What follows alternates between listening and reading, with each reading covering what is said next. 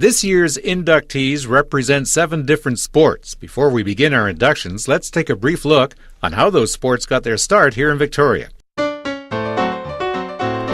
Back in the 1850s, when our town began to outgrow Fort Victoria, the Hudson's Bay Company began to draw up a plan for a town site. All lands within 10 miles of the fort were divided up by HBC between benefactors such as John Todd, who controlled most of the northern part of what is now Oak Bay. The company also left a reserve around Beacon Hill for the enjoyment and recreation of the population. A flat area to the west of the hill became Victoria's first sports field, and sporting activity has continued there ever since. Challenge horse races were held at the hill as early as 1855. By 1861, the winner's purse was $4,000, and more than 1,500 spectators took in the May 24th Queen's Plate race. 20 years later, the growth of other sports forced horse racing and steeplechases to the Colwood Plains. By 1890, the Agriculture Association had bought land from Mr. Todd and built a driving track with a grand glass palace exhibition building. After fire destroyed the palace, more agricultural buildings and a grandstand were built. Sporting activities of all kinds were held in the area, which became known as the Willows Exhibition Grounds. Prize fighting arrived with the gold rush, and we had some of the toughest fighters living right here. Frank Slavin, an Aussie known as the Sydney Cornstalk, had earlier traveled the world in search of a heavyweight title fight. Although prize fighting was banned in Victoria, the longest bare-knuckle fight in Canadian history, 128 rounds lasting almost 3 hours, was held at Weir's Farm in Metchosin in 1866. Many title-holding fighters traveled the vaudeville circuits, taking on all comers.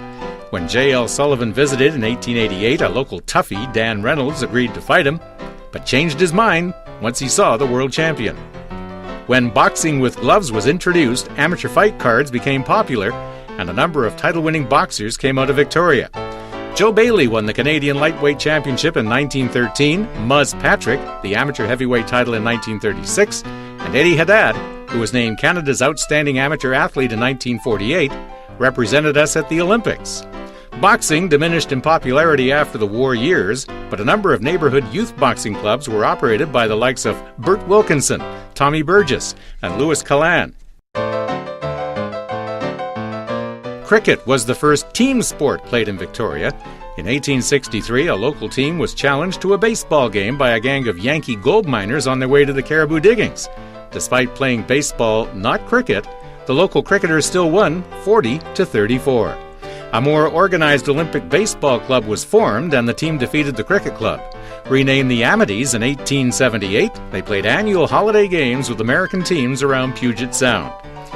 In the 1880s, there was a 4-team local league in operation. In 1889, a match between James Bay and the Maple Leafs was the feature game at the opening of the new fenced-in Caledonia Park. A streetcar ride to the park plus paid admission were added features.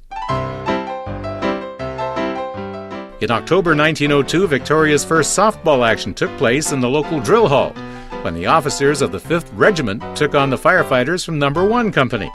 At the time, it was called indoor baseball and was played with modified rules that included a smaller diamond and bat, plus a larger and softer ball which had to be pitched underhand. Baseball never caught on as an indoor game, but was soon popular with youngsters playing on neighborhood fields and schoolyards.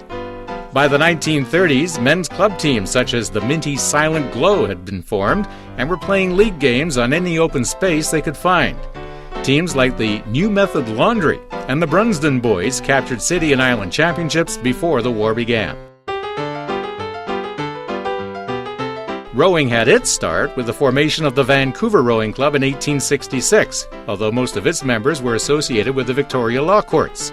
They owned 2 4-man rigs, which were raced in the 1867 Queen's Birthday Regatta. When the railroad reached the west coast and Gastown was renamed Vancouver, the rowing club changed its name to the Victoria Rowing Club. The James Bay Athletic Association opened its new boathouse on the Inner Harbour in 1892, and rowing soon became a major sport here. The JBAA's prized Big Fours crew dominated regattas throughout this area, culminating in their winning both the Junior and Senior Fours in 1906.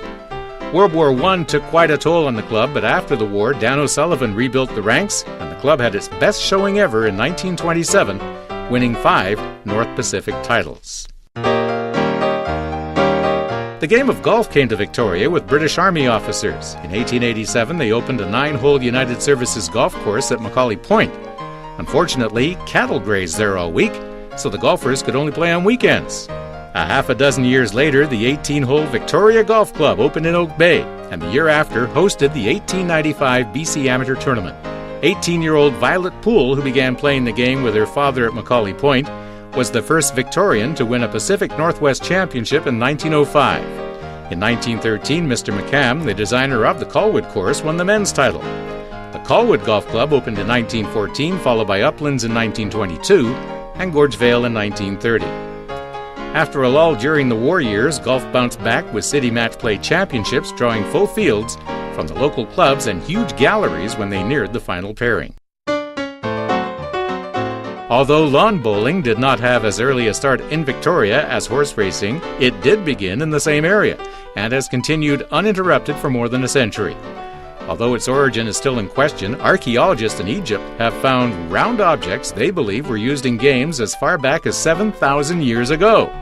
There is history of round wooden bowls being used in England during the 12th century. The oval ball was introduced in 1522 when the Duke of Suffolk used an ornamental ball sawn off a stairway banister.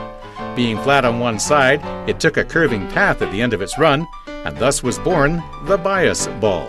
Bowls became so popular that in the 14th century the king issued a ban the bowls decree because he feared archery was being neglected, which they could ill afford if war was to break out. When Captain Cook landed at the Sandwich Islands in 1788, he found the natives playing a similar game using rounded stones. As with golf, today's game of lawn bowling more or less owes its existence to the Scots. Undoubtedly, some of them packed their bowls when they came here in search of a new life.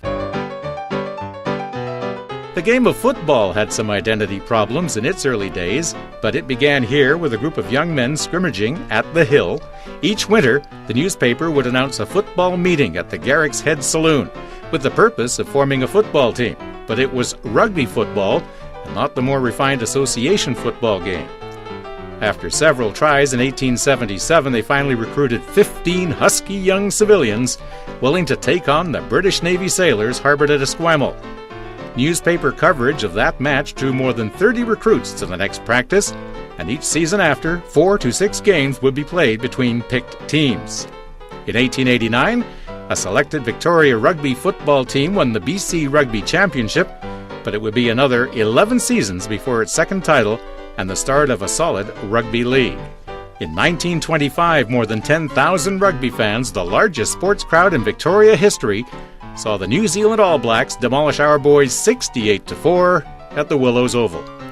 Meanwhile, in the East, they changed the scrum to a line, snapped the ball, and allowed a forward pass in a game named Rugby Union. By the 30s, football's identity problem had been solved, with the naming of 3 separate sports, rugby, soccer, and Canadian football, which the Victoria Revellers introduced in 1940. And that sets the scene for this year's inductions.